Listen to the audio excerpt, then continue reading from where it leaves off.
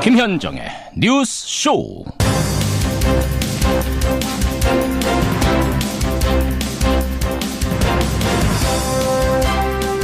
애청자 여러분 안녕하십니까. 정말 추운 아침입니다. 전국에 겨울 한파가 들이닥쳤습니다. 서울이 영하 7도, 강원도 철원은 자그마치 영하 16도까지 떨어졌는데요. 바람까지 불면서 체감온도는 더 춥게 느껴지는 정말 추운 출근길입니다. 그런데요, 오늘 출근길보다 더 얼어붙은 건 한반도 정세입니다. 이틀 전 북한의 ICBM급 미사일 도발로 그나마 피어오르려던 대화 무드는 다시 움츠러들었죠. 어젯밤 10시 문재인 대통령과 미국의 트럼프 대통령이 1시간여 동안 통화를 하면서 이 대응 방안을 논의했습니다만 대북 공조를 강화하자 정도의 원론적인 입장을 확인했습니다. 과연 우리 한반도에 따뜻한 봄은 언제쯤이나 오려나요? 금요일 아침 김현정의 뉴스쇼 출발합니다.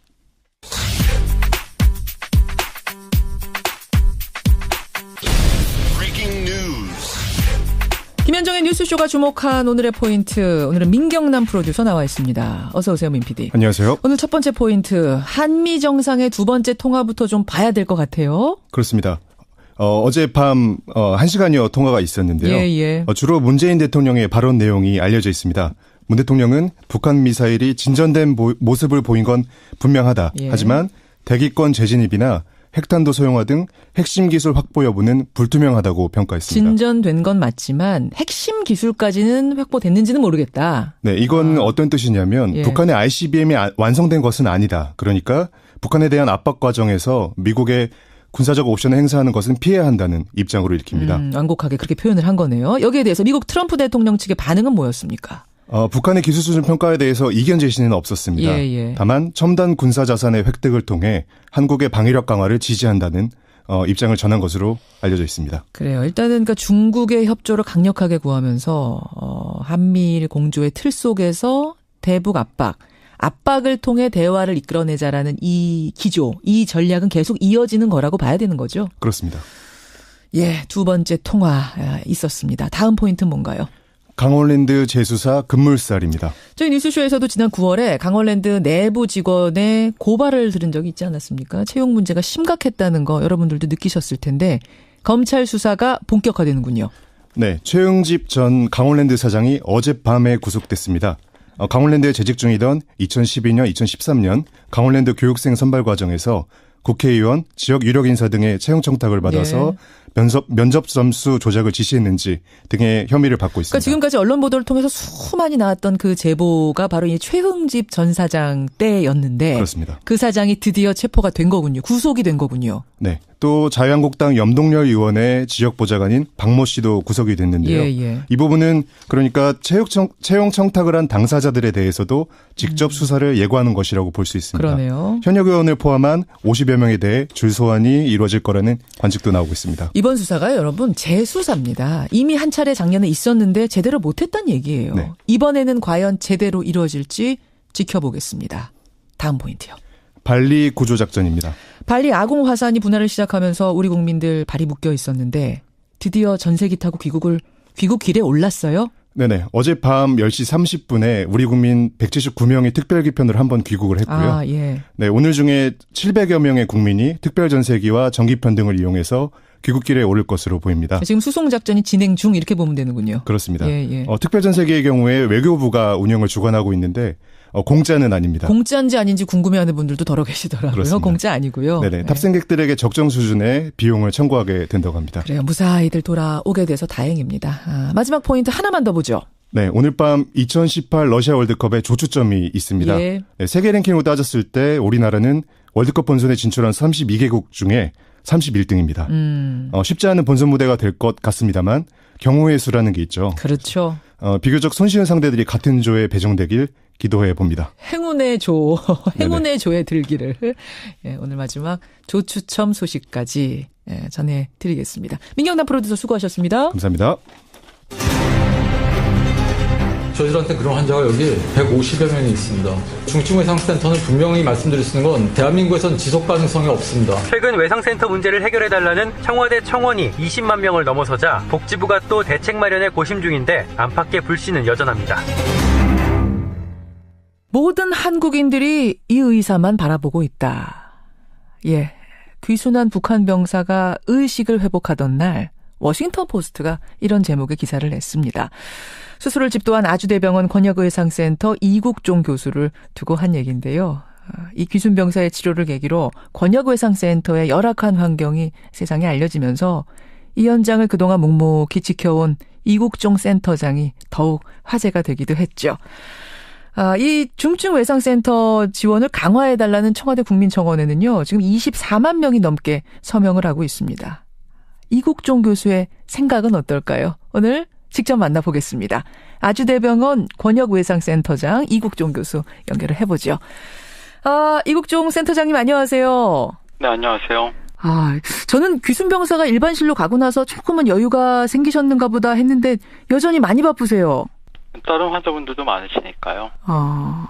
사실은 전화통화 잠깐 하는 것도 쉽지 않을 정도로 지금 바쁘신 거죠? 괜찮습니다. 예. 의식을 회복한 지 한 사흘 만에 일반 병실로 옮겨진 귀순병사. 지금은 어느 정도나 회복이 됐습니까? 자기 의사 표현도 잘 하고 식사를 시작을 했으니까 식사를 시작하기 전에는 내장이 워낙 파열됐었으니까요. 예. 여기 일반 병실 올라오시고 나서는 예. 그다음부터는 이제 미음을 섭취하기 시작해서 지금은 이제 죽까지 먹고 있는 단계가 되겠습니다. 죽까지 먹을 수 있는 단계. 그러니까 이거는 의학적으로 저희는 잘 모르지만 의학적으로는 상당히 의미가 있는 단계까지 갔다는 말씀이세요. 네, 그렇습니다. 정말 다행입니다. 환자 스트레스를 낮춰주기 위해서 교수님이 직접 이야기도 좀 나누시고 영화도 보여주시고 음악도 들려주시고 이런다는 이야기를 제가 전해 들었는데 요즘은 어떤 얘기 나누세요? 아무래도 환자가 이제 낯선 곳에 갑자기 노출이 되지 않습니까? 그러면 그렇죠. 정신적 스트레스가 너무 심하다 보면은 그런 것들이 건강 상태에 영향을 굉장히 많이 끼칠 수가 있기 때문에 예. 한국에서도 너무 골치 아픈 얘기 같은 건 하지 않고 그렇죠. 환자분이 이제 TV 보고 그런 걸 좋아하기 때문에 드라마라든가 아니면 방송 프로그램 그런 얘기들 주로 합니다. 연예계 얘기를 많이 합니다. 연예계 얘기를 많이 하세요. 네, 그렇습니다. 예, 복잡한 뉴스 이런 얘기는 안 하고. 예, 저 제일 복잡한 얘기였던 게 이제 그 전임 대통령 정도까지만 알고 있더라고요. 그래서 지금 새 대통령이 이제 정부가 꾸려진 거 그런 것도 모르고 있고 그래서 몰라요. 예. 그런 걸 얘기를 해주면은 선거제도가 그렇게 정말 있냐 그런 것들을 이제 궁금해하기도 하고 젊은 청년이다 보니까 호기심도 많고 그래서 그렇죠. 남한에서 이렇게 좀 비교적 우리의 그 자유로운 그냥 일반적인 생활상을 많이 얘기해 주려고 노력을 합니다. 문재인 정부 들어선 걸 모르고 박근혜 전 대통령 때까지만 아는군요. 예. 그것도 참 흥미로운 면이네요. 네, 그렇습니다. 예. 사실은 이제 국민들은 처음 그 환자 상태를 들었을 때 이렇게까지 회복이 될 거라, 이렇게 빨리 회복이 될 거라는 사실 기대 못 했거든요. 교수님은 어떠셨어요? 그 처음 환자 대했을 때 그 의료진으로서. 처음에 일단 혈압도 전혀 안 잡혔고 그리고 워낙 그 다발성으로 총상을 입었고 그렇죠. 폐하고 그리고 배에 있는 내장기관, 주요 골격 부위가 워낙 심하게 손상됐었기 때문에 저희가 걱정을 많이 했습니다. 네, 걱정을 많이 했는데 저희가 혈액형을 파악할 시간이 없어가지고 일단 O형 혈액을 먼저 빨리 수혈을 해줬거든요. 혈액형 파악할 시간조차 없었어요 그때? 그럴 상황은 전혀 아니었습니다. 저희가 혈액형을 알지 못한 상태에서 O형 혈액을 줄 정도면은 굉장히 안 좋은 상황이고요. 그리고 무엇보다 남의 몸에다가 칼을 대가지고 칼로 몸을 가르고 들어갈 때는 이제 CT 촬영을 하고 수술에 들어가야지 수술을 어떻게 해야 되겠다고 이제 좀 이렇게 생각이라도 하면서 수술방에 저희가 진입을 할 수가 있는데 이 환자 같은 경우는 CT도 못 찍고 엑스레이 한 장 달랑 들고 들어갔거든요. 엑스레이 한 장 달랑 들고. 예, 그렇습니다. 그리고 또 환자분이 기존에 가지고 있던 기저질환이 많지 않습니까? 그렇죠. 이제 간염이라든가 여러 가지 기생충감염이라든가 그런 복잡한 문제들이 얽혀 있었기 때문에 굉장히 애를 많이 먹었고 지금도 사실은 식사는 시작하고 있지만 그런 기저질환 가지고 있던 것들 때문에 내과적으로 지금 애를 많이 먹고 있습니다. 아직도 좀 완전히 치료가 되려면 시간이 상당히 걸릴 것으로 생각이 됩니다. 그래요. 북한 귀순병사 일단은 죽을 먹을 만큼 회복했습니다만 완전히 완심할 수는 없는 단계. 지금도 만만치 않은 단계. 이국종 교수 여러분 만나고 계십니다. 중증외상센터. 이게 사실은 뭔지도 잘 몰랐다가 이국종 교수를 통해서 처음 알게 됐다. 이런 분들 그 중요성이 얼마나 대단한 건지 이번에 처음 알았다는 분들도 제 주변에 참 많으세요. 초기에 이 교수님께서 여기 뛰어드셨을 때 하고 지금하고 비교하면 그래도 좀 나아졌습니까? 어떻습니까? 굉장히 어려웠었죠. 제가 처음에 저는 이제 2002년도에 발령을 받았었는데 예. 사실 그때 다른 병원에 이렇게 한두 분 제가 알고 있던 분들도 이제 금방금방 다 한 1, 2년 만에 그만두시게 됐었고요. 1, 2년을 못 버티실 정도의 열악한 상황이었군요. 그 당시만 해도. 그건 버틸 수 있는 근거가 없죠. 왜냐하면 그 민간기관에서는 저희가 그렇게 수익을 내는 구조가 아니기 때문에 사실 남아있는 사람이 이제 또 없다 보니까 이렇게 많이 힘들어졌죠. 하여튼 분명한 생각은 이 일이 뭐 저희가 얼마나 이걸 지속할 수 있을지 모르겠지만 할 수 있는 데까지는 저희가 했던 걸 글로벌 스탠다드에 그대로 맞춰가지고 해서 최악의 경우엔 제가 사멸하고 나더라도 저희가 했던 이런 진료 기록을 그런 기록을 남겨야 되겠다는 생각은 굉장히 강하게 있습니다. 그러니까 그 부족한 것들을 내가 꼼꼼히 기록해서 후학에게 남겨야겠다는 어떤 사명감 같은 게 있으신 거군요. 화석 같은 겁니다. 그러니까. 화석. 옛날에 이런 사람들이 우리 한국에 있었구나. 그리고 이런 게 한국에서도 하면 되는구나. 되긴 됐었구나. 조금이라도 그렇게 본받을 만한 뭐가 있었다는 게 후세에 남아야지. 그냥 뭐 아무것도 없이 그냥 단순히 오늘 그냥 떼어 넘기려고 이렇게 그냥 현실하고 타협을 해버리면 사실 못하라 그러려고 하겠습니까 지금. 저도 아이가 있고 그런데. 그러면 더 이상은 이걸 할 이유가 없을 것 같습니다. 그러니까 지금 화석을 새기는 기분으로 그러니까 후세에 뭔가 보물을 남기는 기분으로 그런 사명감으로 일하고 계시는 거예요. 그러면 집에는 가세요? 이국정 교수님? 사람이 많이 부족합니다. 사람이 병원에 도울 사람이 부족. 그렇다면 우리나라의 최대 외상센터, 중증외상센터 센터 장인 이국종 교수가 그 정도 느낄 정도라면 뭐가 더 필요한 건가요? 지난번 석혜균 선장 때를 계기로 해서 정치권에서 지원 많이 해주겠다 약속도 쏟아지고 막 그러지 않았습니까? 하드웨어적인 것도 그렇고요. 저희 같은 경우에도 지금 병상이 부족해서 그런 하드웨어적인 것도 그렇고 중증외상센터에서 근무하는 특히 중환자실 병동 간호사들은 굉장히 중환자이다 보니까 이 사람들은 간호사분들 손이 월등히 많이 가는 겁니다. 물론 중환자실 환자분들이 다 손이 많이 가지만 한국에 있는 병원들이 간호사, 의사, 의료기사를 고용하는 수준이 선진국의 3분의 1도 되지 않습니다. 그 인력 가지고 유지를 하니까 그래서 간호사분들이 자꾸 그만두는 건데 정치권에서 그러면 얘기를 드리고 싶은 거는 정치인들이 다 저녁에 있는 삶을 추구하고 국민 행복권을 우선시한다고 다 말씀을 그렇게 하시지 않습니까? 그렇죠. 근데 병원에 오면은 병원에서 들여다보시는 게 병원 겉에 있는 대리석 스테인리스 글라스로 바른 병원들 요즘에 외형이 얼마나 좋습니까? 번들번들한 대리석으로 깔은 바닥 그 바닥 매일 닦습니다 병원에서. 그러니까 이 문제를 어디까지 파고 들어가야 될지 가늠이 안 되는 겁니다. 근데 그렇게 얘기는 그렇게 하시면서 진정성을 가지고 들여다보는 게 필요하다고 봅니다. 병원의 노동자들, 의사들, 의료진들도 저녁에 있는 삶 필요하다. 환자분들도 왜 중증외상 환자들이 노동자, 농민 그런 분들이 왜 중증외상으로 그렇게 많이 죽어가는지 그런 거에 대해서 진정으로 들여다보고 얼마나 진정성 있게 생각하는지 근데 한국 사회는 그게 너무 부족한 것 같습니다. 좋은 부분 지금 지적해 주신 것 같아요. 저녁에 있는 삶 얘기하던데 정말 이곳 병원의 노동자들, 의사들 포함해서 모든 노동자들이 정말 저녁에 있는 건가 한번 진정성 있게 봐달라 그 말씀 호소하셨습니다.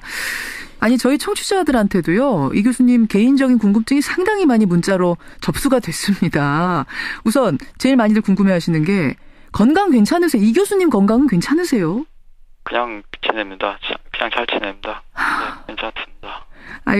스트레스 때문에 시력이 안 좋으시다. 거의 상실한 상태다. 사실 제 나이쯤 되면은 직장 생활 하는 사람들이라면 다 한두 군데씩 아픈 거 그냥 참고 지내는 거 아닌가요? 그냥 받아들이시는 거예요. 참고. 제가 이렇게 좀 더 남들보다 상태가 안 좋을 수는 있지만 또 막 썼으니까요. 몸을 그동안. 당연하다고 생각하고 있습니다. 막 쓴 거에 비해서는 훨씬 잘 견디고 있다고 생각합니다. 막 쓴 거에 비해서는. 아까 전에 제가 집에는 들어가세요. 그 질문 드렸는데, 사실 저 같은 경우는 매일 새벽 4시 반에 일어나면은 특히 추운 겨울에는 내가 이거 찬바람 쐬면서 무슨 영화를 보자고 일어나 이런 생각 가끔 들거든요. 선생님은 그런 감정 느끼실 때 없으세요? 힘들 때 없으세요? 감정적으로?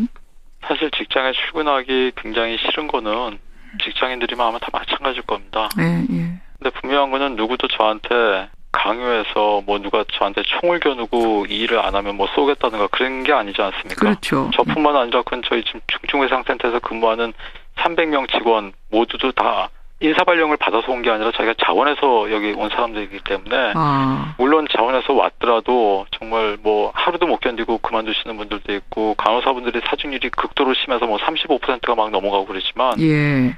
한 데까지 가는 겁니다. 전 그렇게 생각합니다.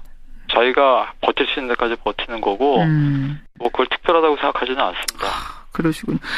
그 이번 북한 병사 포함해서 석혜균 선장 이런 분들 포함해서 정말 수많은 환자를 보셨을 텐데 지금도 잊지 못할 환자가 따로 있을까요? 저는 사실은 돌아가신 분들이 생각이 많이 나고 있기 때문에 별로 말씀드리기가 좀 어렵습니다. 저희 전체 사망률이 뭐 10% 정도 나오고 있기 때문에 그건 전 세계 외상센터 의사들의 숙명입니다.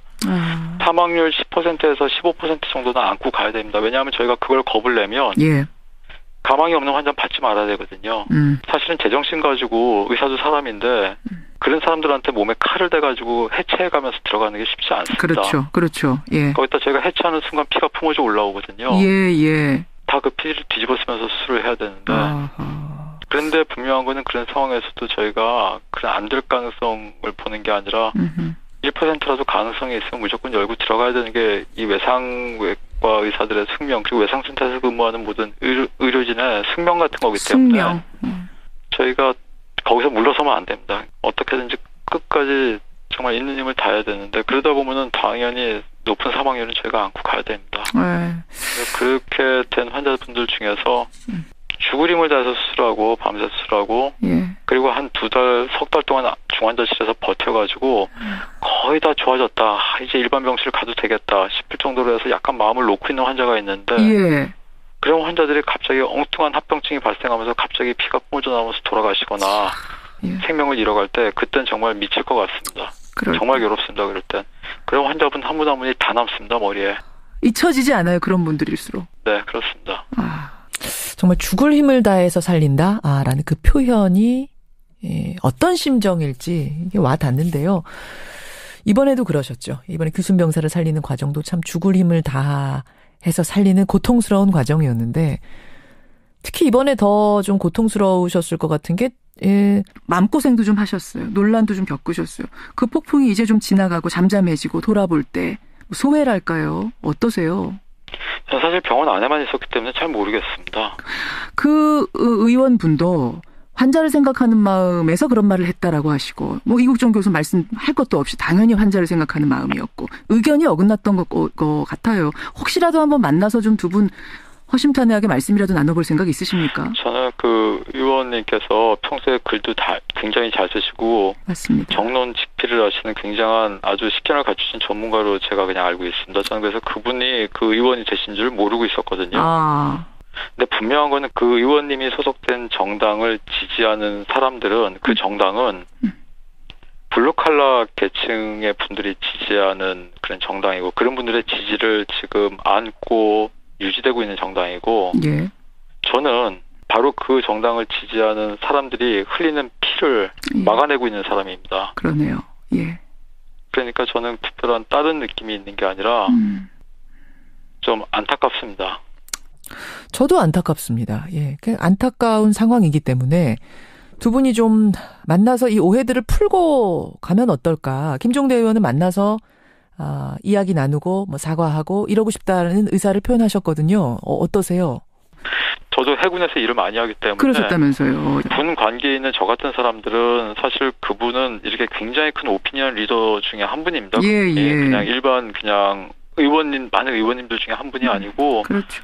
근데 좀 더 그런 문제에 대해서 좀 더 집중하셔가지고 그냥 괜히 저 같은 이렇게 막장에서 일하는 사람한테 시간 뺏기지 마시고 본인의 업무나 그런 것도 굉장히 하실 일이 많을 텐데 그리고 국회의원이 굉장히 중요한 자리지 않습니까? 한 분 한 분이 입법기관이신데 저도 잘은 모르지만 국회의원분들이 거의 시간을 분단위를 쪼개가면서 사실은 바쁜 분들이거든요. 그럼요. 그냥 본연의 업무 잘 하셨으면 좋겠고 굳이 찾아오지 저한테 신경 너무 안 쓰셔도 될 것 같습니다. 저는 어차피 뭐 여기서 막장에서 일하는 사람이니까 전 현장에서 일하고 있으면 됩니다. 알겠습니다. 그분은 그분 일 하시면 되고요. 각자 맡은 곳에서 열심히 일하자. 지금 그 말씀 하셨어요.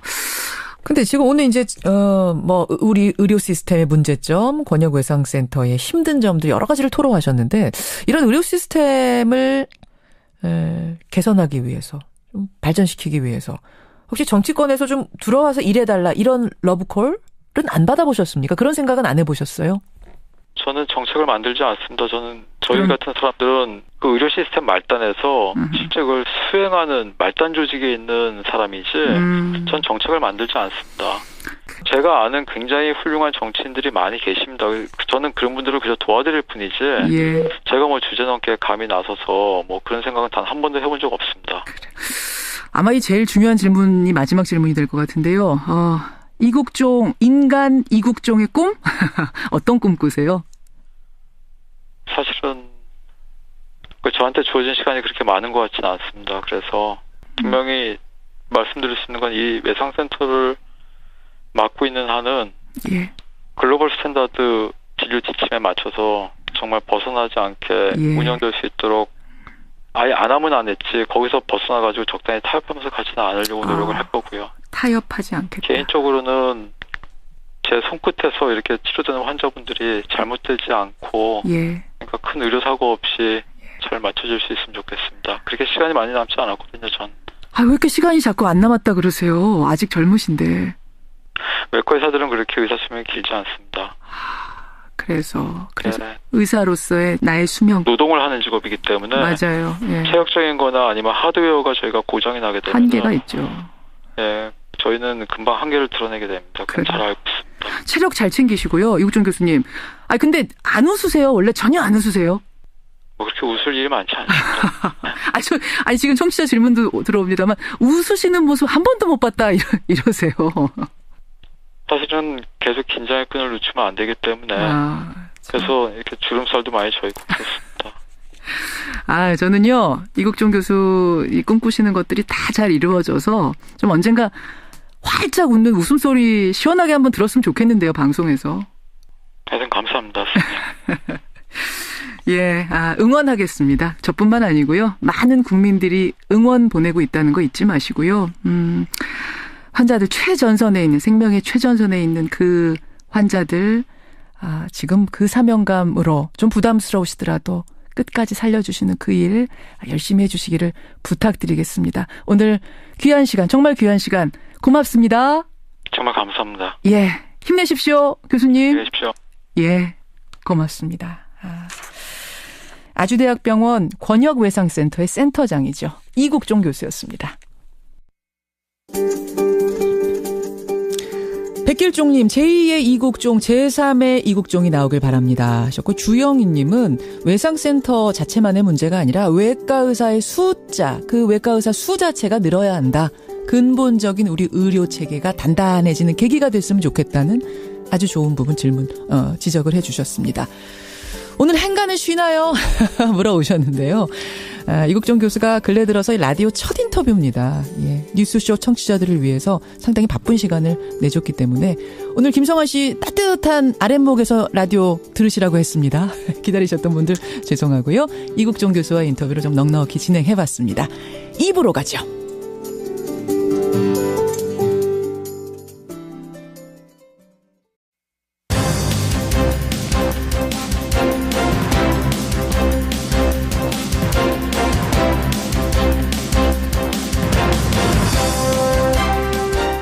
뉴스쇼 2부 출발합니다. 김영란법 개정안을 놓고 지금 논란이 뜨겁습니다. 첫 번째 개정안은 여러분 잘 아시다시피 부결됐습니다. 그러자 두 번째 개정안이 나왔는데요. 현행 3, 5, 10 제한선에서 농축수산물을 선물할 경우에는 10만 원까지 허용을 하고 대신 경조사비는 지금의 10만 원 상한선을 5만 원으로 줄인다. 경조사비를 5만 원으로 줄인다라는 걸 덧붙여서 두 번째 개정안을 12월 11일에 다시 표결에 붙입니다. 자, 12월 11일 표결 전에 우리의 여론을 한번 모아봐야겠습니다. 오늘 2부 첫 순서 김영란법 개정 찬반 토론 이어가 보지요. 지난 월요일에 김정훈 기자가 나와서 그 유명 오토바이 업체 할리데이비슨의 사내폭력 사건을 전해드렸는데요. 이 보도가 나간 후에 저희 뉴스쇼 앞으로 상당히 많은 사내폭력 제보들이 들어왔습니다.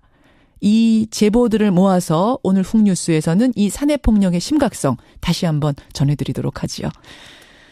오늘 Y뉴스에서는요. 조윤선 전 장관의 재구속, 왜 초읽기의 시작인가라는 주제로 권영철 선임 기자가 깊이 취재를 해봤답니다. 함께 하시죠. 50원의 단문 100원의 장문 유료 문자 샵 1212 카톡 레인보우까지 열어놓고 출발합니다. 부정청탁 및 금품 등 수수의 금지에 관한 법률, 일명 김영란법. 과연 개정이 될까요? 첫 번째 개정안은 이거였습니다, 여러분. 식사 3, 선물 5, 경조사비 10, 3, 5, 10 가운데 농축수산물을 선물하는 경우에 한해서는 상한선을 10만 원까지 올리자. 하지만 나흘 전이죠. 국민권익위 전원위원회에서 부결이 됐습니다.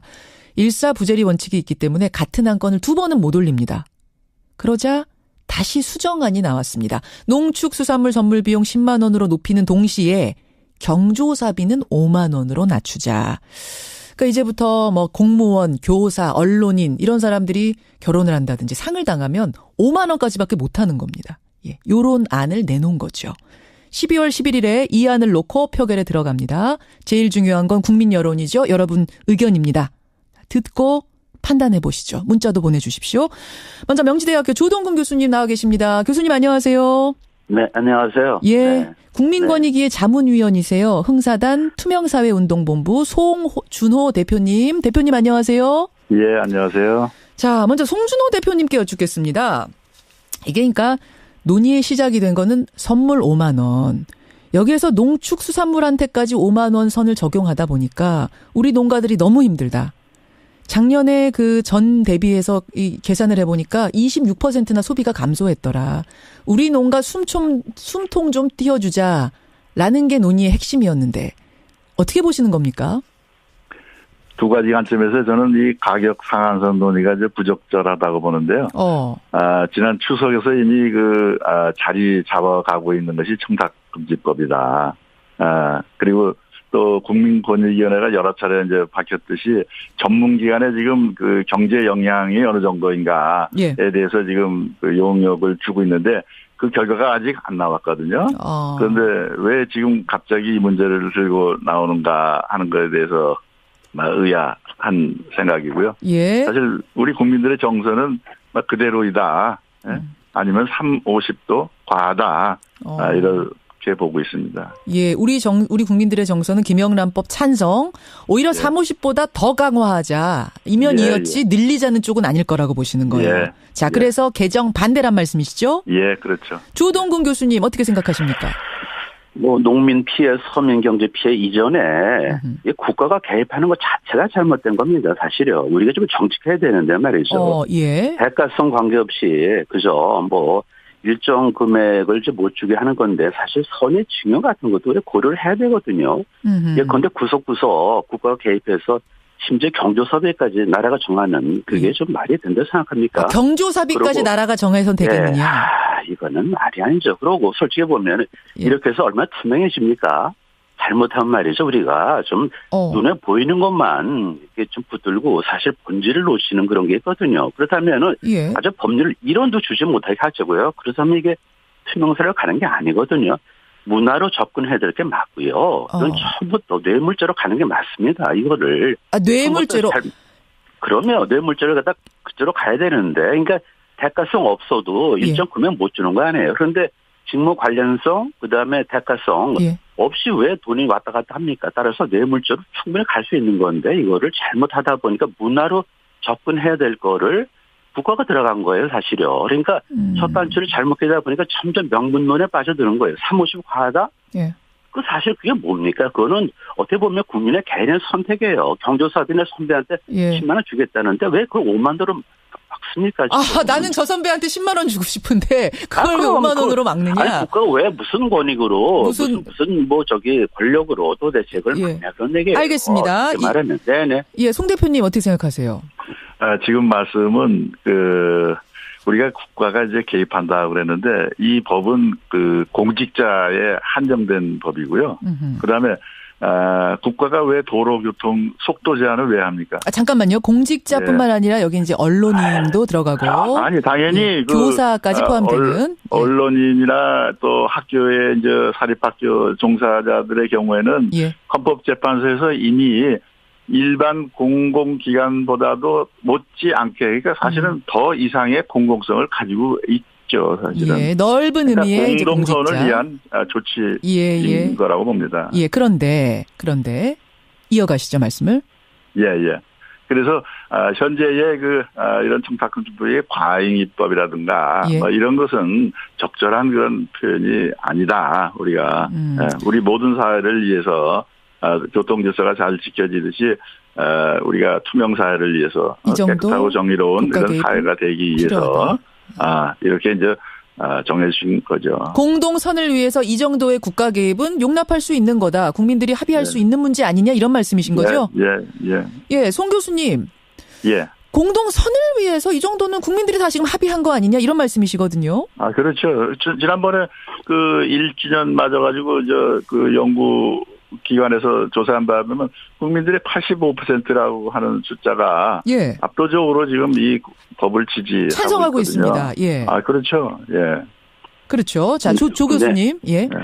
여론조사로 말이죠. 상한을 좋아한다는 것 자체가 사실 한번 잘 생각해 보세요. 여론조사의 대상입니까? 이게 사실.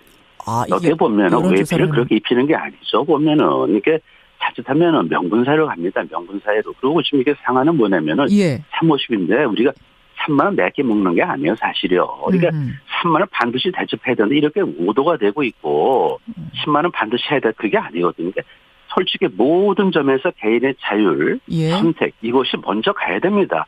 국가가 얼마나 전지전능하길래 여론조사를 통해서 외피를 갖다 350으로 입히는 그게 말이 된다 생각하십니까? 여론조사로 할 문제가 일단 아니다. 그러면 그러고 또 솔직히 농민들이 피해를 보고 있는데 그걸 왜 눈을 감으세요? 정직하게 보자고요. 국민들이 그 피해를 보고 있다 그러는데 송 대표님, 사실은 일부 그동안 어떤 이 수혜랄까 이런 향을 받은 사람에게는 불편한데요. 대부분의 이제 공직자들, 이건 공직자는 공무원뿐만이 아니라 일반 언론인 또는 사립학교도 마찬가지지만 도리어 이 법으로 인해 가지고 아주 편한 어떤 그야말로 공정한 직무를 수행할 수 있는 그런 명분이 생겼다 하는 점에서 전혀 국민들의 피해나 불편을 주는 법이 아닌 거죠, 지금. 송 대표님, 농민들 피해 부분을 지금 조 교수님은 지적하셨거든요. 그걸 눈 감지 말자. 그건 어떻게 보세요? 그런 점에 대해서 지금 권익위가 이미 얼마큼 과연 경제 영향을 주었는가 하는 거에 대해서 연구를 줬거든요. 지금 그 연구 결과가 아직 안 나왔어요. 그 연구 결과가 나온 다음에 최종 결정을 하겠다. 이렇게 누차 얘기했음에도 불구하고 왜 지금 갑자기 그거를 들고 나오는지.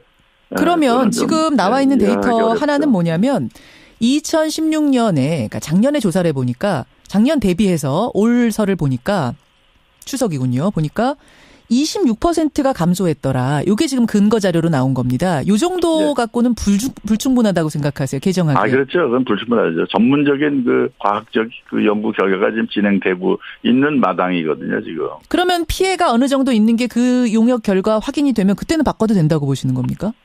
그런 경우에는 좀 검토의 여지가 있죠, 지금. 하지만 지금 정도 수준에는 건드리면 안 된다, 섣불리. 타이밍상 아니다, 아직은. 자, 조 교수님 어떻게 생각하세요? 사실 전문성 얘기하시는데 전문성이 잣대가 뭡니까? 여론조사도 마찬가지고 모범 답안을 쫓아가는 거는요. 국가가 피해될 겁니다. 유치한 사회 아닙니까? 솔직히. 그렇다면 모든 걸 갖다가 제로 사회로 가져가요. 제로 사회로. 아무것도 없는 사회로 가자고요. 제가 늘 말씀하지만은 이거는 문화의 문제고 국민의 선택의 문제입니다. 대가성, 그다음에 어떤 그런 부정한 것이 아니라면은 자율 영역으로 남겨둬야 되는 것도 있는 거죠, 지금요. 그리고 더군다나 지금 사실 약자로 생각되는 그런 농민들이 피해를 본다는데 무슨 명분론을 갖고 와서 충분하다, 충분하지 못하다 누가 판단합니까? 그 판단하시는 분이 신이십니까? 제 질문이. 그건 도대체 아니죠. 그러니까 지금 우리 조 교수님께서는 5만 원, 10만 원 이 문제가 아니라 그냥 아예 김영란법은 없애야 된다 이쪽이시네요. 사실은 이거는 우리가 좀 발전적으로 해체해야 됩니다. 해체해야 된다. 그야말로 그러니까 우리는 뭐냐면은요. 좀 투명사로 가고 그런 쪽으로 갈 때 보면은 뇌물죄를 없애야 되는 거 아닙니까? 대가성이 있으면 안 되고 부정 청탁 그쪽으로 가서 뭔가 좀 좁혀야 되는데 엉뚱해서 350으로 튀어가지고 본질도 아닌데 피레미만 잡아놓고 무슨 어획권을 올린 것처럼 착각하시는데 피레미만 잡고 있는 법이다. 그러면 진짜 저 대가성 가지고선 이런 걸 주고받는 사람들은 그렇죠. 그냥 뇌물죄로 가차없이 더 세게 그렇죠. 죄를 물어라 이런 건 없애고 그렇죠. 김영란법은 없애고. 네, 김영란법을 통해서 뭐가 청렴해집니까? 우리가 내가 늘 얘기만 하지만은 문화적인 얘기예요. 아니 근데 좀 청렴해지지 않았습니까? 1년 동안 평가들 보면은 국민들 많이 느끼고 계시다 이런 말씀들 하시던데요. 그거는 뭐냐면요. 지금 우리가 사회가 발전하면서 이렇게 가야 된다는 어떤 방향에 대해서 동의한 거니까 우리가 캠페인으로서도 충분히 대처할 수 있는 겁니다. 문화적인 접근으로도 김영란법 이상의 효과를 낼 수도 있는 거예요. 국민들을 그러니까 너무 무식하게 본다 좀 그렇게 생각도 하시는 건가 봐요. 얼마든지 캠페인으로서도 되는데 이렇게까지?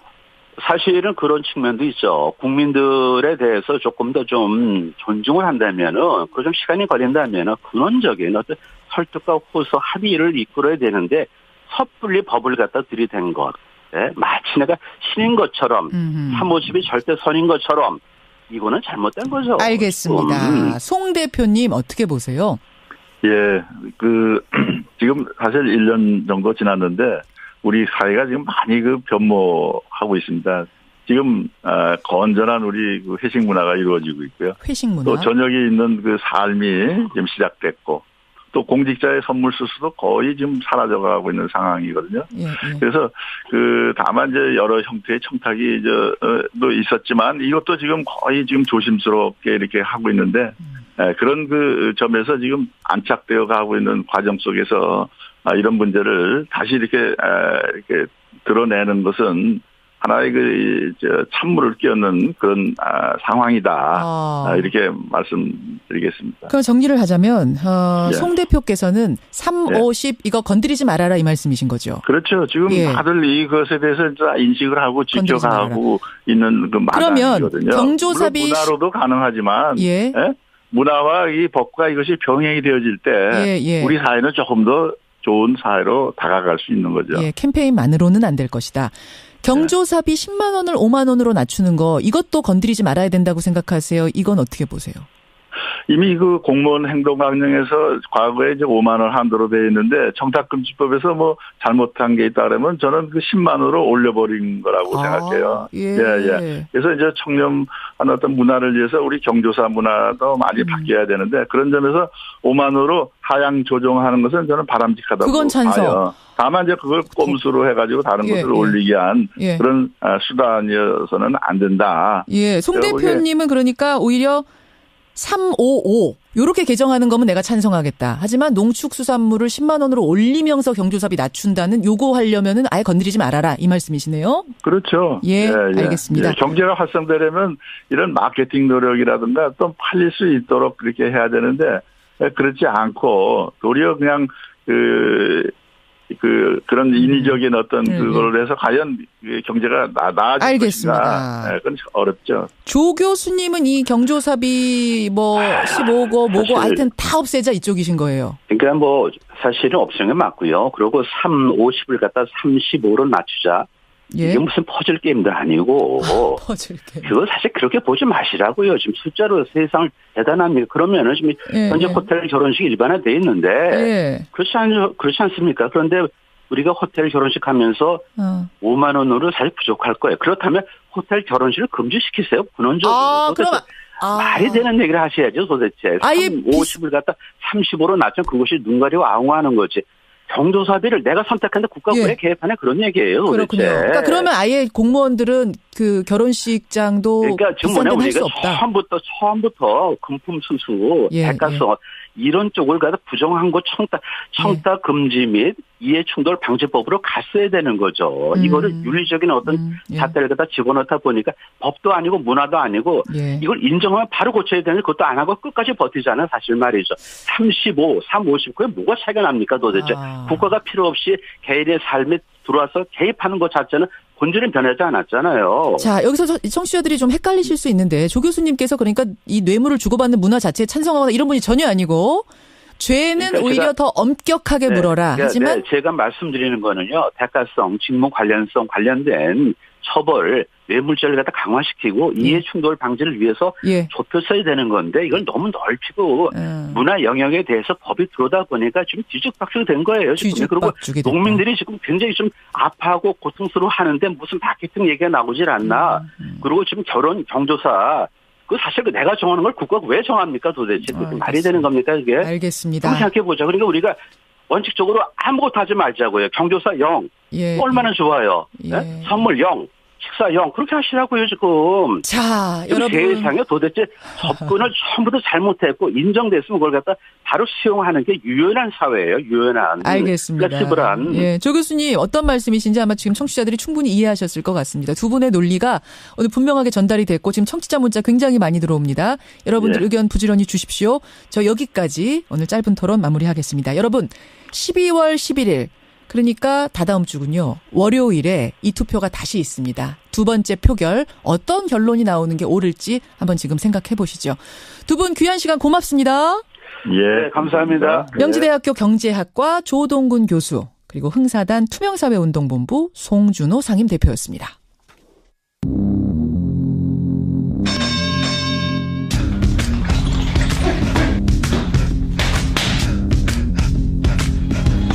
김현정의 뉴스쇼 금요일의 코너 뉴스 속으로 훅 파고드는 시간이죠. 훅뉴스. 오늘도 김정훈 기자 나와 있습니다. 어서 오세요 김 기자. 네네. 오늘 훅뉴스. 지난 월요일 굉장히 충격적인 사건을 김정훈 기자가 보도를 해줬는데 그 사건의 후속편쯤 된다고요? 네, 선배들한테 가혹행위를 당하는 남성 노동자의 이야기를 저희가 전해드렸죠. 유명 오토바이 업체 할리데이비슨 한국 지점에서 후배 정비사가 선배 정비사한테 가혹행위 당하는 뭐 그런 내용이었잖아요. 그렇습니다. 선배 정비사들이 작업복에 불을 지르는가 하면 손목을 자르겠다 이렇게 위협까지 했다는데 그 증언을 다시 한번 들어보시죠. 그러죠. 채무가 타고 심할 경우에 불이 붙기도 하는데 그게 그냥 팔이나 이런 데 뿌려서 하는 게 아니라 성기나 엉덩이가 손목을 자르려고 한번 했거든요. 브레이크 디스크 혹시 아세요? 그러다가 제 손목을 이렇게 넣으라고 해가지고 신제품이라고 하면서 굉장히 내용이 충격적이었어요. 그때 파장도 굉장히 컸고요. 그렇습니다. 그 소식을 전해드리면서 또 다른 피해 사례 제보도 부탁을 드렸거든요. 제보가 많이 들어왔습니까? 네. 저희한테 들어온 제보들 그리고 추가 취재한 내용을 바탕으로 맞고도 숨지긴 직장 남성들의 사연을 오늘 훅뉴스 시간에 전해드리도록 하겠습니다. 예, 그러니까 사내 갑질, 사내 가혹행위. 그중에서도 여성들 피해 사례는 그동안 꽤 보도가 됐었는데 가려져 있었던 남성 직장인들의 피해 사례를 오늘 좀 중점적으로 들여다보겠다 이 말씀이신 거군요. 맞습니다. 취재해보니까 이런 폭력 문화가 심각해 보였습니다. 그래요? 그러한 문화가 있는 대표적인 사업장 중에 한 곳이 아마 방송사일 텐데요. 방송국. 네. 먼저 폭행을 당했다는 피해자 한 분의 이야기를 직접 들어보시죠. 예. 촬영하고 이제 쉬는 시간에 카메라 이렇게 뭐 닦거나 그러잖아요. 닦거나 이럴 때 이제 그냥 자기 툭 건드렸다고 거기서 뭐 주먹으로 때리고 얼굴을 일 못해서 욕먹고 그런 것보다도 그냥 제가 싫었던 건지 밥 먹을 때 그냥 어디 뭐 먼 산 쳐다보면서 밥 먹는다고 욕하고 뭐 부모 욕도 하고. 아니 밥 먹을 때 먼 산 쳐다보는 게 이게 이유가 됩니까? 폭행의 이유가 됩니까? 하고 또 없죠. 네. 무슨 어깨나 등 툭툭 치는 것도 아니고 얼굴을 주먹으로 때려요? 네. 부모님 욕도 하고? 그렇다고 하네요. 한 지상파 TV 방송국에서 촬영 분야 스텝으로 일했던 비정규직 직원입니다. 견디다 못해서 회사를 그만뒀고요. 현재는 방송에 대한 꿈을 접었다고 하네요. 이 피해자의 퇴사 이후에도 그 사업장 안에서는 폭력이 계속되고 있다고 하는데 현직 비정규직 직원의 이야기를 더 들어보시겠습니다. 그러죠. 상상할 수 없는 그런 뭐 일들이 있죠.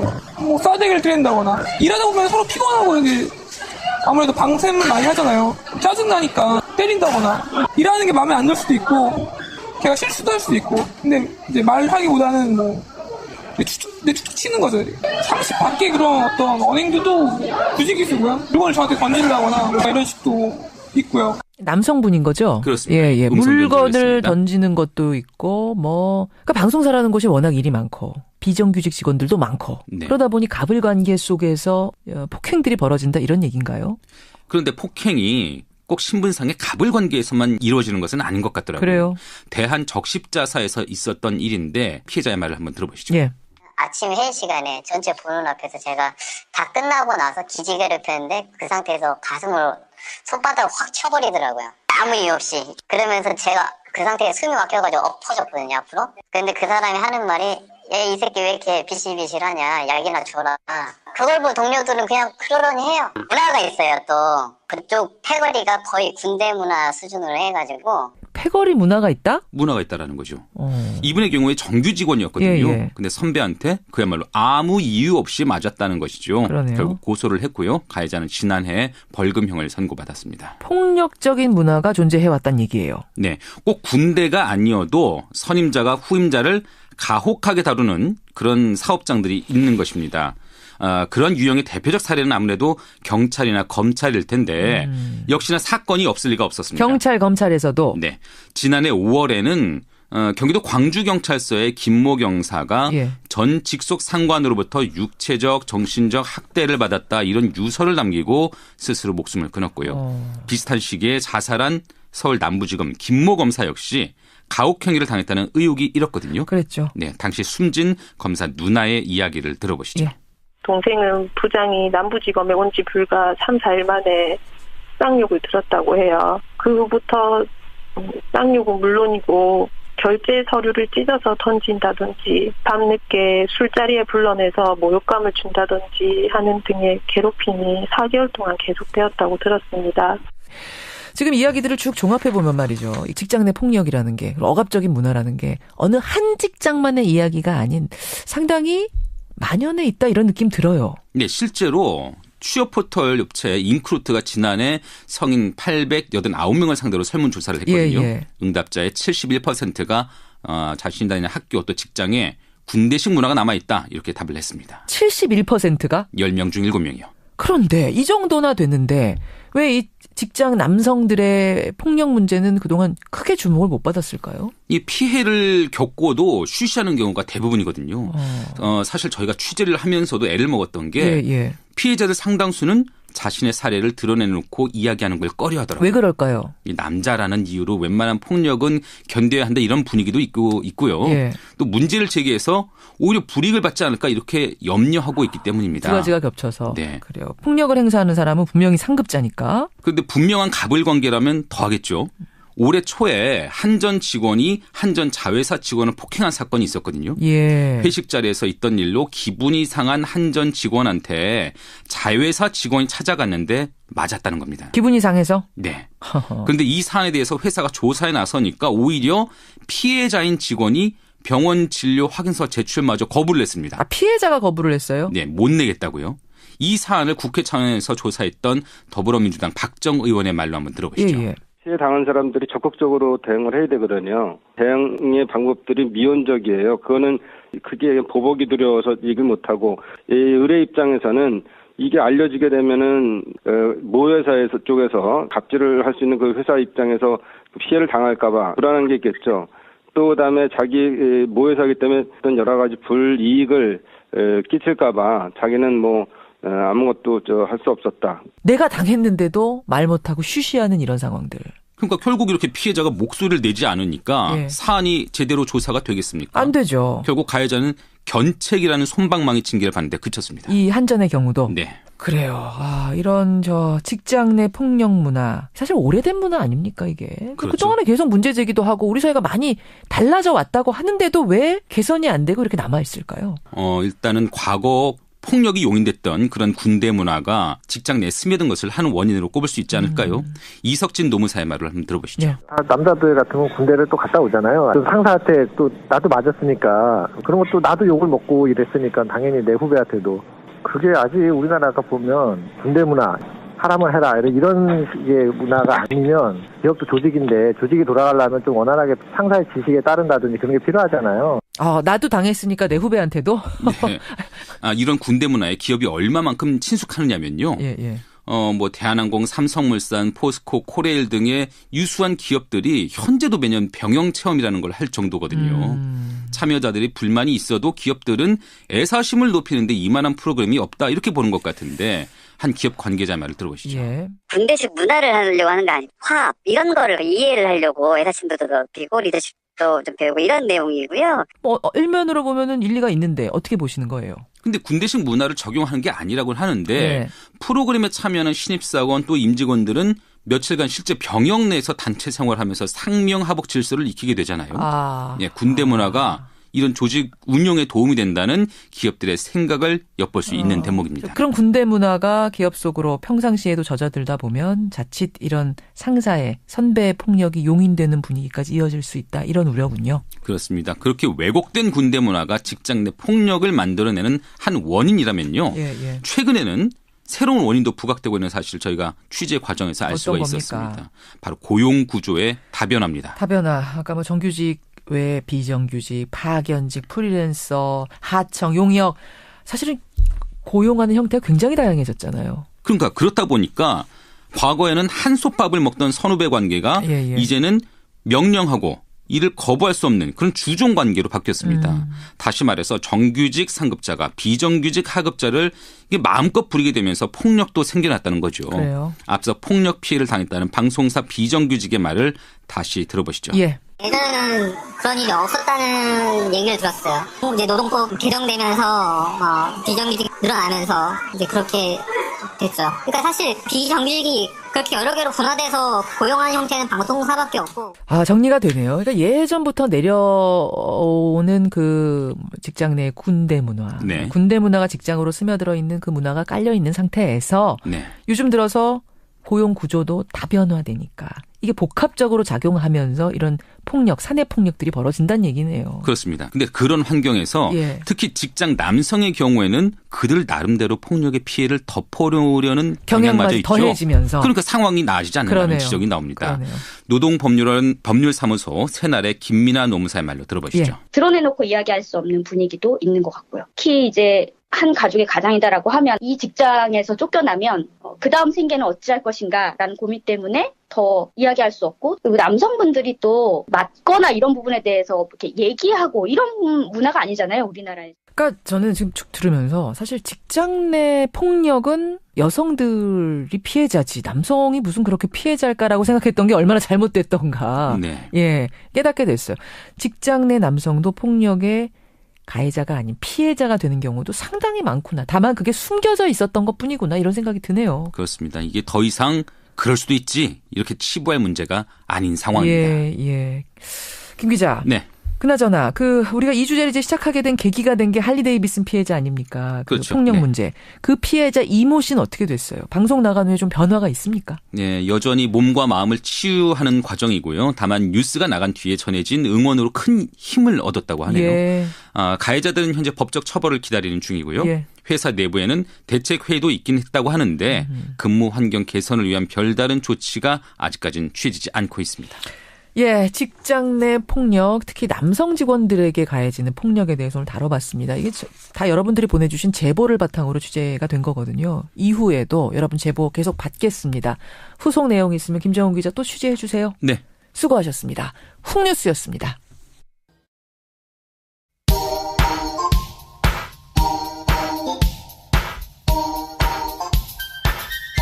김현정의 뉴스쇼 CBS 라디오와 함께하고 계십니다. 저는 퇴근길 시사자키 정관용입니다. 쭉 찢어서 먹는 그 김치 맛이 권영철 선임 기자 어서 오세요. 안녕하십니까. 그게 최고 맛있잖아요. 김장할 때 옆에서 얻어먹는 거. 그렇지. 수육이 있어야죠. 수육이 있으면 더 좋고. 그것도 이렇게 뭐 칼로 자르거나 가위 이게 아니고 손으로 쭉 찢어서 돌돌돌 말아서 먹는 거. 갑자기 아침부터 입에 침 들어요. 군침이 돕니다. 추운 아침. 일단 속보를 하나 좀 전하고 여러분 이어가야 되겠습니다. 우리가 토론을 시작할 막 그 시간쯤이군요. 8시 3분쯤에 조금 전 8시 3분쯤에 경북 포항시 북북서쪽 7km 지역에서 규모 2.4의 지진이 또 발생했습니다. 규모 2.4. 그러니까 이건 여진으로 봐야 되겠죠. 여진이 또 발생했다. 지난 수능이 있었던 날 이후로 사실 여진이 좀 잠잠해서 이렇게 이제 여진이 끝났구나 다행이구나 하고 있었는데 오늘 8시 3분경 2.4의 여진이 다시 발생했다라는 속보를 전합니다. 참 포항 분들 생각하면 마음이 먹먹해지는데요. 이대로 좀 그쳤으면 좋겠는데 말이죠. 김영란법 개정을 놓고 짧은 토론 이어갔습니다. 많은 분들이 문자 주셨어요. 지금 이제 두 번째로 붙이려고 하는 표결은 이겁니다, 여러분. 농축수산물에 한해서는 선물을 10만 원까지 확대하자. 대신 경조사비는 5만 원으로 줄이자. 이 개정안 찬성한다 하시는 분 항광현님 찬성입니다. 경조사비 그 5만 원 줄이는 거 특히 찬성인데요. 10만 원이라고 하니까 오히려 10만 원이 해야 되는 비용인 것처럼 이렇게 인식이 좀 바뀌어가고 있었다라면서 5만 원 내리자 하셨어요. 5400님. 근데 10만 원짜리 공산품을 주면 뇌물이고 농산물을 주면 뇌물 아니고 이거 조금 희한한 거 아니냐? 그 두 개를 섞어서 주면 어떻게 되는 거냐? 뭐 이런 질문들. 조금 애매하다는 측면에서 개정 반대하시는 분들도 계시고요. 7477님은 농분대 저는 반대합니다. 농수축산물에 한해서 10만 원을 올린다 한들 유통하는 사람들이나 이익이지 농민들 자체에게는 큰 변화가 없다. 이분은 또 그런 말씀 하고 계시고요. 김영란법 개정 정도가 아니라 아예 폐지해야 된다라는 아까 그 조 교수의 주장에 대해서는 찬성하시는 분이 일단 1468님. 이분은 적극 공감이 됐다. 오히려 김영란법은 보여주기식 행정의 전형 아니냐라는 것. 그래요. 내가 친한 사람에게 축의금 더 주고 싶은데 왜 그걸 국가가 못하게 하는가? 이분도 이런 말씀 주셨고요. 반면에 남용성님은 국가가 개입한 거 하는 거 인정합니다. 하지만 지금 극약 처방이 필요한 시점이기 때문에 이런 법 나온 거 아니겠습니까? 박동진 님도 문화로 하면 좋았지만 그거로 안 되니까 이런 김영란법까지 나온 거 아니겠습니까? 라는 문자들 주고 계세요. 여러분의 의견 고맙습니다. 이국종 교수 인터뷰 들으시고 정말 많은 분들이 응원 문자 주셨거든요. 저희가 이 내용은 다 캡처해서 이국종 교수 팀에게 힘내라고 전하겠습니다. 고맙습니다. 권현철 선임 기자 어서 오십시오. 다시 한번 인사드립니다. 오늘 뭐 가지고 오셨어요? 조윤선 전 문화체육부 장관과 관련된 얘기입니다. 조윤선 기자. 조윤선 전 장관. 네.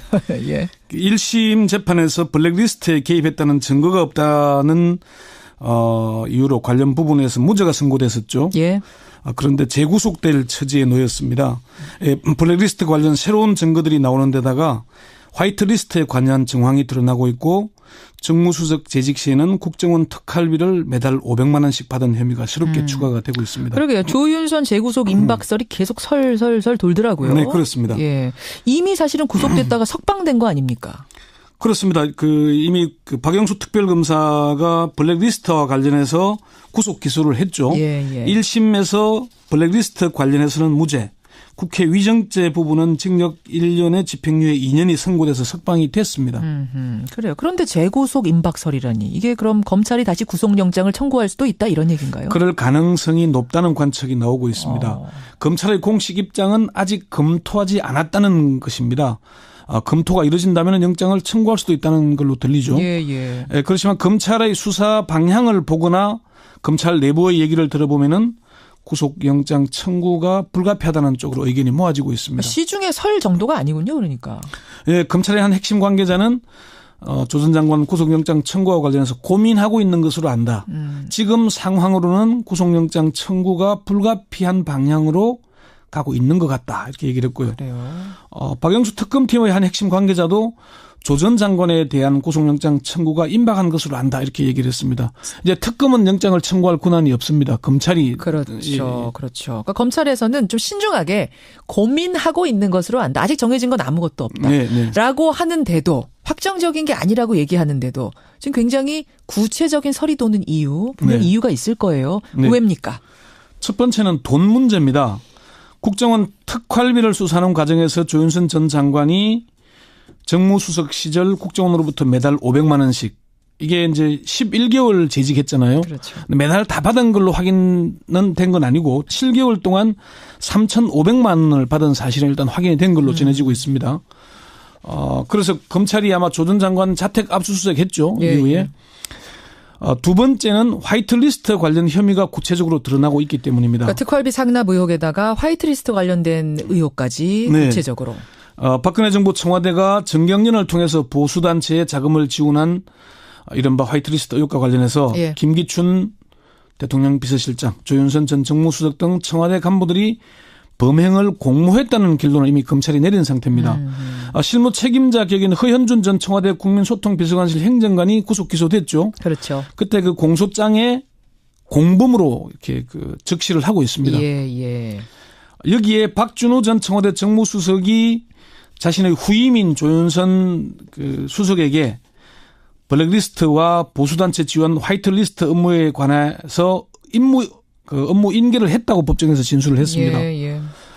박 전 수석은 이런 업무가 대통령과 비서실장의 관심 사항이니 정무수석실이 챙겨야 한다는 얘기도 했다 이렇게 확인을 했어요. 자, 특활비, 화이트리스트, 세 번째 또 있습니까? 블랙리스트와 관련해서도 조 전 장관이 관여됐다는 새로운 증거들이 포착이 되고 있습니다. 아니, 블랙리스트 관련 업무에 대해서는 1심 재판부가 이미 조윤선 무죄 선고했잖아요. 무죄 선고 이후에 이제 새 정부가 들어서서 청와대 캐비넷을 조사하다가 무더기로 문건들을 국정농단 문건들을 발견했잖아요. 막 나왔었죠. 그 중에 이제 추가로 발견된 문건 중에 블랙리스트 등 국정농단과 관련해서 모두 대통령 비서실장 주재 수석 비서관 회의 자료에 포함이 돼 있었다. 여기에 조윤선 당시 정무수석이 연관된 것으로 보이는 정황이 담겨 있다는 거죠. 그래요. 이런 이유들 때문에 조 전 장관 재구속 임박설이 나오는 겁니다. 그러면 지금 세 가지 정도 얘기해 주셨는데 그중에서도 박준우 전 정무수석의 진술 번복 이 부분이 결정적입니까? 그렇습니다. 1심 재판에서는 조 전 장관에게 유리하게 진술했죠. 그렇죠. 박준 수석. 예. 그러니까 조 전 수석이 설명을 들은 적이 없다면은 제가 그렇게 말하지 않은 것이다. 정확하지 않은 기억을 추정해서 말했다. 이러면서 사실상 조 전 장관의 무죄 선고에 결정적 영향을 미쳤거든요. 그런데 박 전 수석이 1심 재판에서 이렇게 말한 것은 허위 증언이었다라고 다시 번복을 한 거죠. 맞습니다. 이게 이제 뭐 자기 뜻이 아니라 함께 근무했던 다른 수석들의 압박도 받았다는 얘기까지 했고요. 예. 근데 이거는 뭐 이것도 좀 확인이 되는지 어쩐지 모르겠습니다만 조윤선 전 장관은 처음에는 구속 대상 아니었다 이런 얘기도 들리더라고요. 제가 그 취재하는 과정에서 박영수 특별검사팀에 확인해 보니까 조 전 장관은 처음에는 구속 대상으로 분류되지 않았다고 합니다. 처음이라 하면 어느 수사 초기에. 수사 초기에는. 예. 그런데 수사를 할수록 블랙리스트에 관련된 증거가 계속 밝혀지는 데다가 모르쇠로 일관하면서 부인하는 태도 때문에 구속 대상으로 바뀌었다고 합니다. 청문회 당시에 그 국민의당 이용주 의원과 조윤선 문체부 장관의 질의응답 잠시 한번 들어보시죠. 의원님, 직원들이 특검에 가서 지금도 블랙리스트가 없다고 생각하냐고 물어봤습니다. 의원님, 저는 그렇게 생각하지 않습니다. 블랙리스트가 존재하는 거는 맞죠?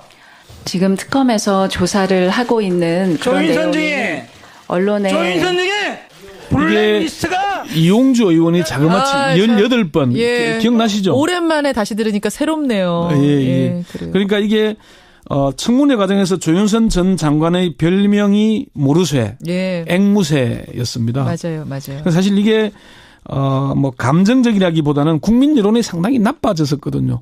정무수석과 장관을 지낸 사람이 나와서 진술한 태도 뻔뻔하게 막 모른다, 기억나지 않는다만 한 걸 한 거 보고 국민 여론이 상당히 나빠졌던 것도 영장 청구 대상으로 분류되는 데 대한 결정적인 자, 항소심 재판 어떻게 진행이 되고 있습니까? 이제 막바지를 향해 가고 있습니다. 일주일에 3차례 재판이 열리고 있는데 아마 20일쯤에는 결심 공판이 열릴 가능성이 높습니다. 올해 안 넘기는군요.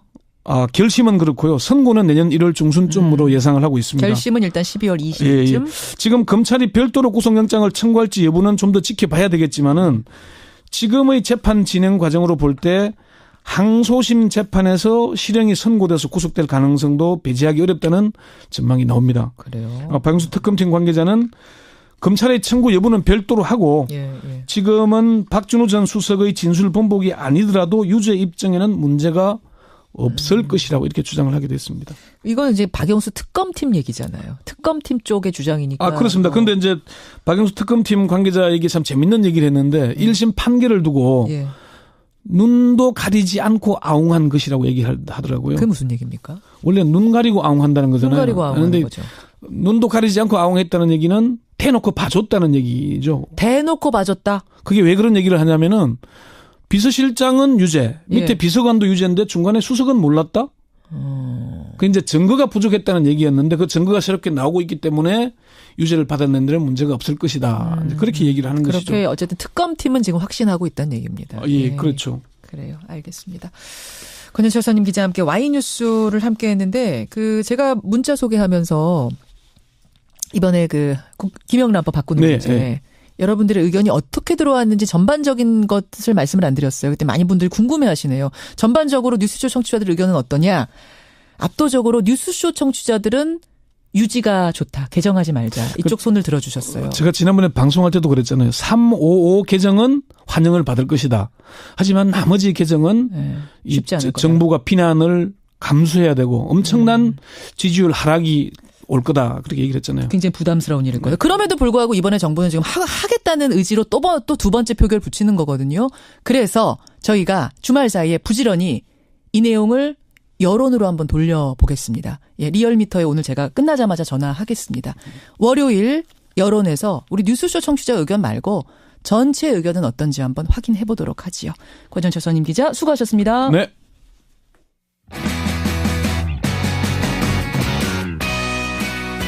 신나는 노래가 나오네요. 오늘 밤 월드컵 조추첨이 있습니다. 축구 팬들의 염원을 담아서 김현정의 뉴스쇼가 선정한 오늘의 노래 페퍼톤즈입니다. 행운을 빌어요. 눈부신 날 짠하고 나타날 것 같아. 방금 짓궂은 그 표정 문득 머리 위로 차가운 공기가 흐른다. 이젠 인사를 할 시간. 시작하는 여행자여 안녕. 언젠가 우리 다시 만날 때 그대로 내가 사랑한 너의 말투 너의 웃음 그대로 생각해보면 똑같은 풍경. 이 하늘과 바람 복잡한 도시 그대여 눈을 감으면 나는 늘 여기서 널 기다리고 있을 테니까 행운을 빌어줘요. 웃음을 보여줘요. 눈물은 흘리지 않을게. Goodbye. 뒤돌아서지 마요. 쉼없이 달려가요. 노래가 멈추지 않도록. 수많은 이야기 끝없는 모험만이 그대와 함께. 옥반 양파즙으로 우리 몸을 깨끗하게, 옥반 양배추즙으로 우리 속을 편하게, 아로니아즙, 석류즙, 마늘즙, 헛개즙, 자몽즙까지. 옥반 제품은 첨가물이 없고 진합니다. 그래서 몸에 좋습니다. 식품은 생명이다. 옥반식품. 검색창에 옥반식품 1577-3150. 모두가 세상을 여행할 때 모두투어는 당신을 여행합니다. 당신이 좋아하는 것을, 설렘을, 이야기를, 모두의 여행이 다시 만나고 싶은 여행이 되도록 당신을 여행합니다. 다시 만나고 싶은 여행 모두투어. 당신의 머릿속 그 멋진 이미지 머릿속에만 담아두기 아깝지 않나요? 레드 프린팅에선 어떤 이미지라도 다양한 형태로 단 한 장이라도 제작해드립니다. 상상이 현실이 됩니다. 레드 프린팅.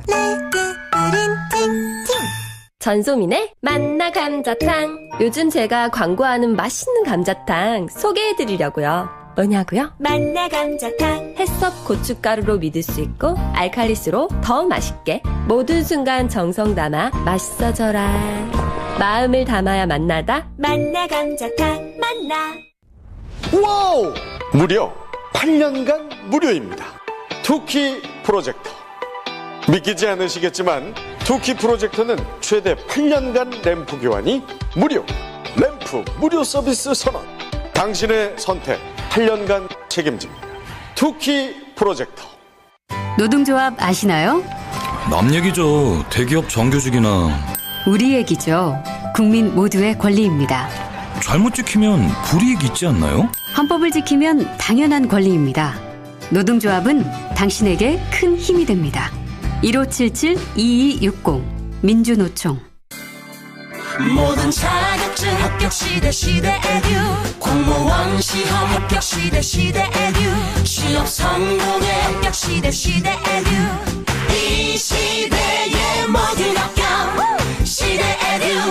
합격의 공식 시대에듀. 시대에듀. 먼지 없이 깨끗해. 집진기는 듀크린. 냄새 없이 깨끗해. 집진기는 듀크린. 제조공정의 불량, 작업자의 건강 위협, 분진으로 발생하는 손실. 특허 제작된 듀크린 집진기가 깔끔하게 해결해드립니다. 검색창에 듀크린. 산업용 청소기 역시 듀크린. 우리 몸에서 제일 안전해야 하는 곳은 어딜까요? 글쎄요. 다 중요하지 않나요? 어떤 작업이든 일을 하는 분이라면 특히 발이라고 대답하실 겁니다. 발이 안전하면 마음까지 든든해지니까요. 지벤 안전화. 와, 스타일까지 좋은데요? 생각의 차이가 만드는 가치. 지벤 안전화. 인도네시아 발리의 화산 분화로 고립됐던 우리 국민들 어젯밤에 179명이 들어왔고요. 오늘 아침에 2차로 266명을 태운 전세기가 무사히 도착을 했습니다. 아직도 한 300여 분이 남아 계세요. 이분들까지 무사히 들어오시기를 기원하면서 이번 주 뉴스쇼는 여기서 줄입니다. 좋은 주말 보내시고요. 월요일에 뵙지요. 고맙습니다.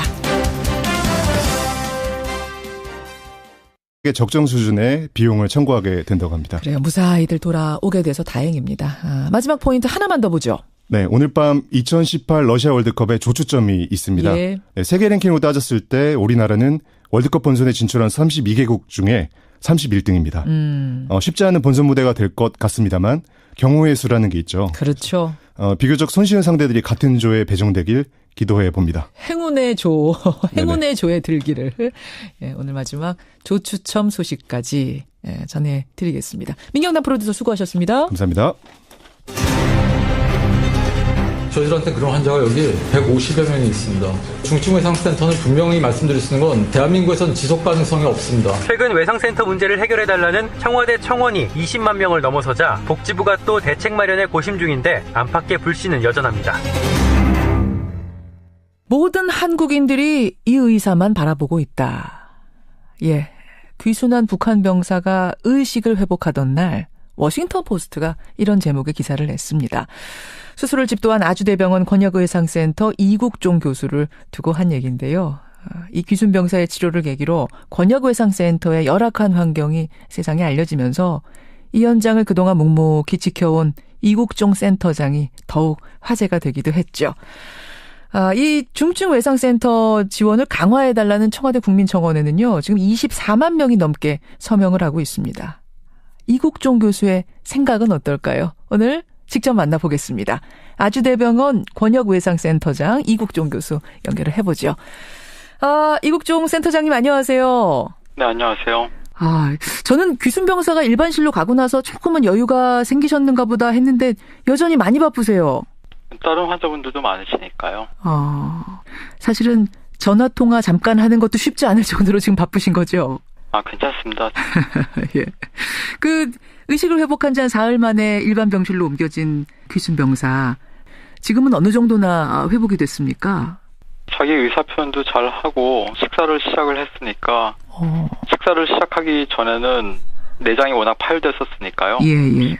여기 일반 병실 올라오시고 나서는 그다음부터는 이제 미음을 섭취하기 시작해서 지금은 이제 죽까지 먹고 있는 단계가 되겠습니다.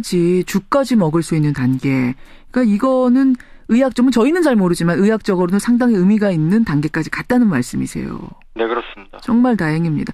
환자 스트레스를 낮춰주기 위해서 교수님이 직접 이야기도 좀 나누시고 영화도 보여주시고 음악도 들려주시고 이런다는 이야기를 제가 전해 들었는데 요즘은 어떤 얘기 나누세요? 아무래도 환자가 이제 낯선 곳에 갑자기 노출이 되지 않습니까? 그러면 그렇죠. 정신적 스트레스가 너무 심하다 보면은 그런 것들이 건강 상태에 영향을 굉장히 많이 끼칠 수가 있기 때문에 한국에서도 너무 골치 아픈 얘기 같은 건 하지 않고 그렇죠. 환자분이 이제 TV 보고 그런 걸 좋아하기 때문에 드라마라든가 아니면 방송 프로그램 그런 얘기들 주로 합니다. 연예계 얘기를 많이 합니다. 연예계 얘기를 많이 하세요. 네, 그렇습니다. 예, 복잡한 뉴스 이런 얘기는 안 하고. 예, 저 제일 복잡한 얘기였던 게 이제 그 전임 대통령 정도까지만 알고 있더라고요. 그래서 지금 새 대통령이 이제 정부가 꾸려진 거 그런 것도 모르고 있고 그래서 몰라요. 예. 그런 걸 얘기를 해주면은 선거제도가 그렇게 정말 있냐 그런 것들을 이제 궁금해하기도 하고 젊은 청년이다 보니까 호기심도 많고 그래서 그렇죠. 남한에서 이렇게 좀 비교적 우리의 그 자유로운 그냥 일반적인 생활상을 많이 얘기해 주려고 노력을 합니다. 문재인 정부 들어선 걸 모르고 박근혜 전 대통령 때까지만 아는군요. 예. 그것도 참 흥미로운 면이네요. 네, 그렇습니다. 예. 사실은 이제 국민들은 처음 그 환자 상태를 들었을 때 이렇게까지 회복이 될 거라, 이렇게 빨리 회복이 될 거는 사실 기대 못 했거든요. 교수님은 어떠셨어요? 그 처음 환자 대했을 때 그 의료진으로서. 처음에 일단 뭐 혈압도 전혀 안 잡혔고, 그리고 워낙 그 다발성으로 총상을 입었고, 그렇죠. 폐하고 그리고 배에 있는 내장기관, 주요 골격 부위가 워낙 심하게 손상됐었기 때문에. 김현정의 뉴스 쇼.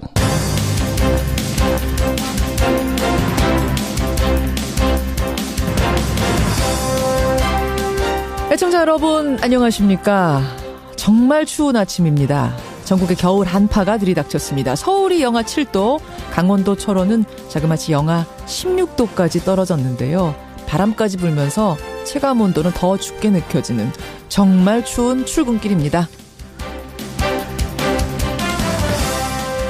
그런데요, 오늘 출근길보다 더 얼어붙은 건 한반도 정세입니다. 이틀 전 북한의 ICBM급 미사일 도발로 그나마 피어오르려던 대화 무드는 다시 움츠러들었죠.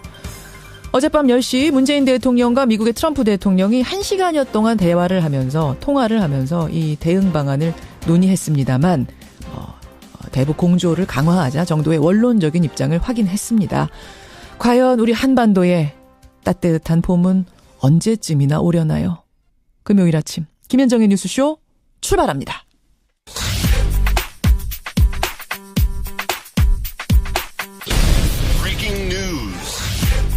김현정의 뉴스쇼가 주목한 오늘의 포인트, 오늘은 민경남 프로듀서 나와 있습니다. 어서 오세요, 민 PD. 안녕하세요. 오늘 첫 번째 포인트, 한미 정상의 두 번째 통화부터 좀 봐야 될 것 같아요. 그렇습니다. 어젯밤 1시간여 통화가 있었는데요. 예. 주로 문재인 대통령의 발언 내용이 알려져 있습니다. 문 대통령은 북한 미사일이 진전된 모습을 보인 건 분명하다. 예. 하지만 대기권 재진입이나 핵탄두 소형화 등 핵심 기술 확보 여부는 불투명하다고 평가했습니다. 진전된 건 맞지만 핵심 기술까지는 확보됐는지는 모르겠다. 네, 이건 어떤 뜻이냐면 북한의 ICBM이 완성된 것은 아니다. 그러니까 북한에 대한 압박 과정에서 미국의 군사적 옵션을 행사하는 것은 피해야 한다는 입장으로 읽힙니다. 완곡하게 그렇게 표현을 한 거네요. 여기에 대해서 미국 트럼프 대통령 측의 반응은 뭐였습니까? 북한의 기술 수준 평가에 대해서 이견 제시는 없었습니다. 다만 첨단 군사 자산의 획득을 통해 한국의 방위력 강화를 지지한다는 입장을 전한 것으로 알려져 있습니다. 그래요. 일단은 그러니까 중국의 협조를 강력하게 구하면서 한미일 공조의 틀 속에서 대북 압박을 통해 대화를 이끌어내자라는 이 기조, 이 전략은 계속 이어지는 거라고 봐야 되는 거죠? 그렇습니다. 예, 두 번째 통화 있었습니다. 다음 포인트는 뭔가요? 강원랜드 재수사 급물살입니다. 저희 뉴스쇼에서도 지난 9월에 강원랜드 내부 직원의 고발을 들은 적이 있지 않았습니까? 채용 문제가 심각했다는 거 여러분들도 느끼셨을 텐데 검찰 수사가 본격화되는군요. 네, 최응집 전 강원랜드 사장이 어젯밤에 구속됐습니다. 강원랜드에 재직 중이던 2012년, 2013년 강원랜드 교육생 선발 과정에서 국회의원, 지역 유력 인사 등의 채용 청탁을 받아서 면접 점수 조작을 지시했는지 등의 혐의를 받고 있습니다. 그러니까 지금까지 언론 보도를 통해서 수많이 나왔던 그 제보가 바로 이 최흥집 전 사장 때였는데 그렇습니다. 그 사장이 드디어 체포가 된 거군요. 구속이 된 거군요. 네. 또 자유한국당 염동열 의원의 지역 보좌관인 박모 씨도 구속이 됐는데요. 이 부분은 그러니까 채용 청탁을 한 당사자들에 대해서도 직접 수사를 예고하는 것이라고 볼 수 있습니다. 그러네요. 현역 의원을 포함한 50여 명에 대해 줄소환이 이루어질 거라는 관측도 나오고 있습니다. 이번 수사가 여러분 재수사입니다. 이미 한 차례 작년에 있었는데 제대로 못했다는 얘기예요. 네. 이번에는 과연 제대로 이루어질지 지켜보겠습니다. 다음 포인트요. 발리 구조작전입니다. 발리 아공 화산이 분할을 시작하면서 우리 국민들 발이 묶여 있었는데 드디어 전세기 타고 귀국 길에 올랐어요? 네네. 어젯밤 10시 30분에 우리 국민 179명이 특별기편으로 한번 귀국을 했고요. 네, 오늘 중에 700여 명의 국민이 특별전세기와 전기편 등을 이용해서 귀국길에 오를 것으로 보입니다. 지금 수송작전이 진행 중 이렇게 보면 되는군요. 그렇습니다. 특별전세기의 경우에 외교부가 운영을 주관하고 있는데 공짜는 아닙니다. 공짜인지 아닌지 궁금해하는 분들도 더러 계시더라고요. 그렇습니다. 공짜 아니고요. 네네. 탑승객들의 가시거나 생명을 잃어갈 때 그땐 정말 미칠 것 같습니다. 정말 괴롭습니다. 그럴 땐.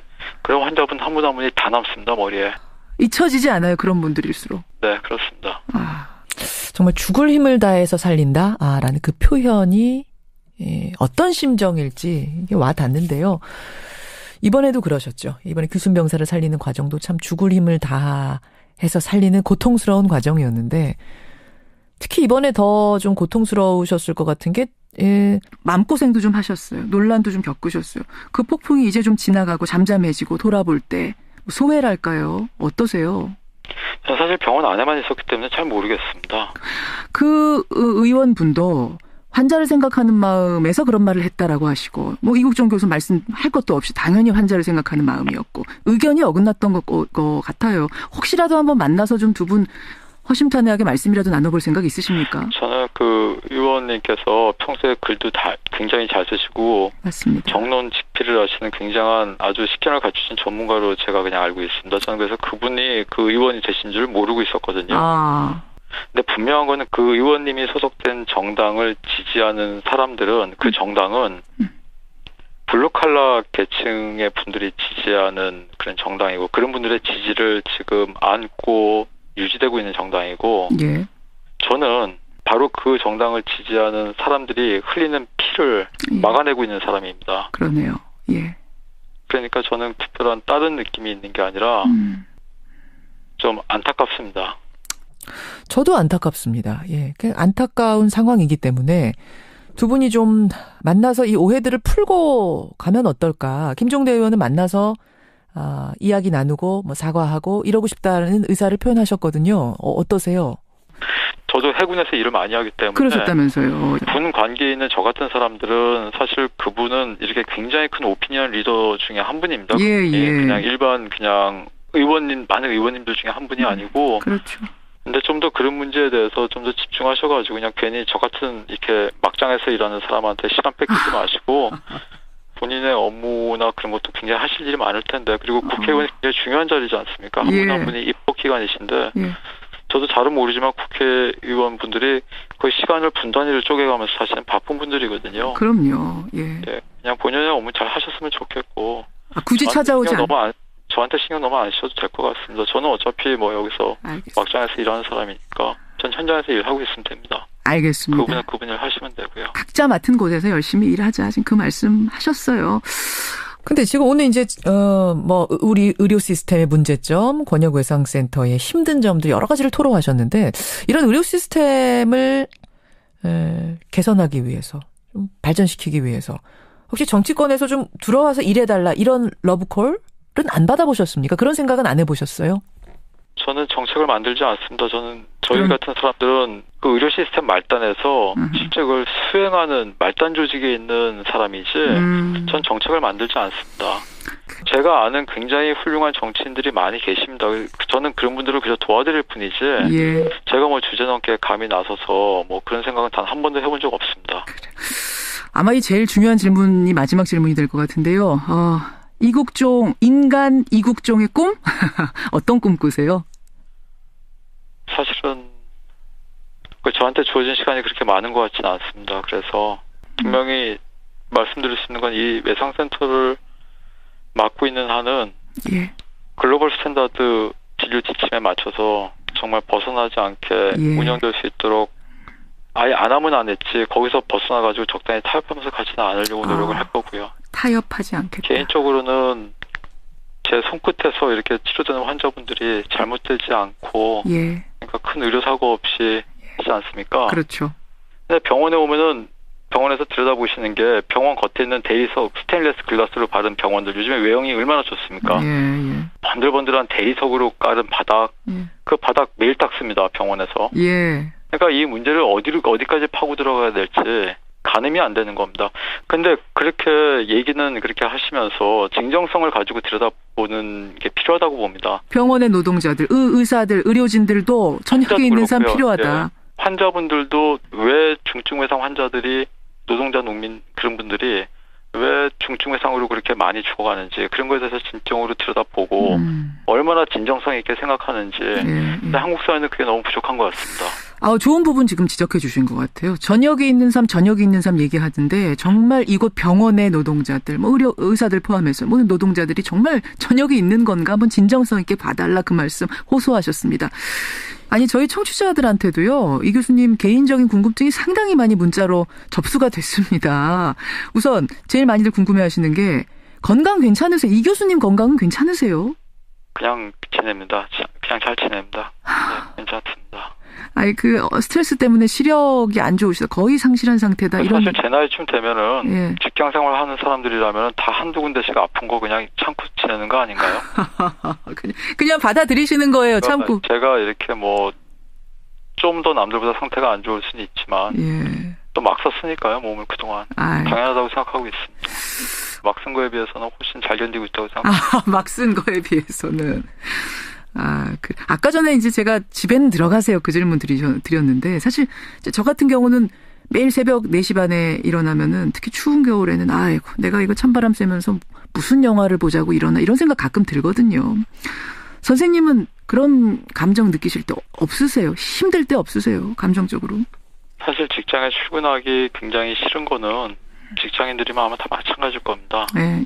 근데 분명한 거는 누구도 저한테 강요해서 뭐 누가 저한테 총을 겨누고 이 일을 안 하면 뭐 쏘겠다든가 그런 게 아니지 않습니까? 그렇죠. 저뿐만 아니라 저희 지금 중증외상센터에서 근무하는 300명 직원 모두도 다 인사발령을 받아서 온 게 아니라 자기가 자원해서 여기 온 사람들이기 때문에 물론 자원해서 왔더라도 정말 뭐 하루도 못 견디고 그만두시는 분들도 있고 간호사분들이 사중률이 극도로 심해서 뭐 35%가 막 넘어가고 그러지만 예. 한 데까지 가는 겁니다. 전 그렇게 생각합니다. 자기가 버틸 수 있는 데까지 버티는 거고 뭐 그걸 특별하다고 생각하지는 않습니다. 그러시군요. 이번 북한 병사 포함해서 석혜균 선장 이런 분들 포함해서 정말 수많은 환자를 보셨을 텐데 지금도 잊지 못할 환자가 따로 있을까요? 저는 사실은 돌아가신 분들이 생각이 많이 나고 있기 때문에 별로 말씀드리기가 좀 어렵습니다. 저희 전체 사망률이 뭐 10% 정도 나오고 있기 때문에 그건 전 세계 외상센터 의사들의 숙명입니다. 사망률 10%에서 15% 정도는 안고 가야 됩니다. 왜냐하면 저희가 그걸 겁을 내면 가망이 없는 환자는 받지 말아야 되거든요. 사실은 제정신 가지고 의사도 사람인데 그런 사람들한테 몸에 칼을 대가지고 해체해가면서 들어가는 게 쉽지 않습니다. 그렇죠. 예. 거기다 저희가 해체하는 순간 피가 품어져 올라오거든요. 예. 다 그 피를 뒤집어 쓰면서 수술을 해야 되는데 그런데 분명한 거는 그런 상황에서도 저희가 그런 안 될 가능성을 보는 게 아니라 1%라도 가능성이 있으면 무조건 열고 들어가야 되는 게 이 외상외과 의사들의 숙명 그리고 외상센터에서 근무하는 모든 의료진의 숙명 같은 거기 때문에 저희가 거기서 물러서면 안 됩니다. 어떻게든지 끝까지 정말 있는 힘을 다해야 되는데 그러다 보면은 당연히 높은 사망률은 저희가 안고 가야 됩니다. 그렇게 된 환자분들 중에서 죽을 힘을 다해서 수술하고 밤새 수술하고 그리고 한 2달, 석 달 동안 중환자실에서 버텨가지고 거의 다 좋아졌다. 이제 일반 병실 가도 되겠다 싶을 정도로 해서 약간 마음을 놓고 있는 환자가 있는데 그런 환자들이 갑자기 엉뚱한 합병증이 발생하면서 갑자기 피가 뿜어져 나오면서 저희가 걱정을 많이 했습니다. 걱정을 많이 했는데 저희가 혈액형을 파악할 시간이 없어가지고 일단 O형 혈액을 먼저 빨리 수혈을 해줬거든요. 혈액형 파악할 시간 조차 없었어요 그때? 그럴 상황은 전혀 아니었습니다. 저희가 혈액형을 알지 못한 상태에서 O형 혈액을 줄 정도면은 굉장히 안 좋은 상황이고요. 그리고 무엇보다 남의 몸에다가 칼을 대가지고 칼로 몸을 가르고 들어갈 때는 이제 CT 촬영을 하고 수술에 들어가야지 수술을 어떻게 해야 되겠다고 좀 이렇게 생각이라도 하면서 수술방에 저희가 진입을 할 수가 있는데 이 환자 같은 경우는 CT도 못 찍고 엑스레이 한 장 달랑 들고 들어갔거든요. 엑스레이 한 장 달랑 들고. 그렇습니다. 그리고 또 환자분이 기존에 가지고 있던 기저질환이 많지 않습니까? 이제 뭐 간염이라든가 여러 가지 뭐 기생충감염이라든가 그런 복잡한 문제들이 얽혀 있었기 때문에 굉장히 애를 많이 먹었고 지금도 사실은 뭐 식사는 시작하고 있지만 그런 기저질환 가지고 있던 것들 때문에 내과적으로 지금 애를 많이 먹고 있습니다. 아직도 좀 완전히 치료가 되려면 시간이 상당히 걸릴 것으로 생각이 됩니다. 그래요. 북한 기준병사 일단은 죽을 먹을 만큼 회복했습니다만 완전히 완심할 수는 없는 단계. 지금도 만만치 않은 단계. 이국종 교수 여러분 만나고 계십니다. 중증외상센터. 이게 사실은 뭔지도 잘 몰랐다가 이국종 교수를 통해서 처음 알게 됐다. 이런 분들 그 중요성이 얼마나 대단한 건지 이번에 처음 알았다는 분들도 제 주변에 참 많으세요. 초기에 이 교수님께서 여기 뛰어드셨을 때 하고 지금 하고 비교하면 그래도 좀 나아졌습니까? 어떻습니까? 굉장히 어려웠었죠. 제가 처음에 저는 이제 2002년도에 발령을 받았었는데 사실 그때 다른 병원에 이렇게 한두 분 제가 알고 있던 분들도 이제 금방금방 다 한 1, 2년 만에 그만두시게 됐었고요. 1, 2년을 못 버티실 정도의 열악한 상황이었군요. 그 당시만 해도. 그건 버틸 수 있는 근거가 없죠. 왜냐하면 그 민간기관에서는 저희가 그렇게 수익을 내는 구조가 아니기 때문에 사실 남아있는 사람이 이제 또 없다 보니까 이렇게 많이 힘들어졌죠. 하여튼 분명한 생각은 이 일이 뭐 저희가 얼마나 이걸 지속할 수 있을지 모르겠지만 할 수 있는 데까지는 저희가 했던 걸 글로벌 스탠다드에 그대로 맞춰가지고 해서 최악의 경우엔 제가 사멸하고 나더라도 저희가 했던 이런 진료 기록을 그런 기록을 남겨야 되겠다는 생각은 굉장히 강하게 있습니다. 그러니까 그 부족한 것들을 내가 꼼꼼히 기록해서 후학에게 남겨야겠다는 어떤 사명감 같은 게 있으신 거군요. 화석 같은 겁니다. 그러니까. 화석.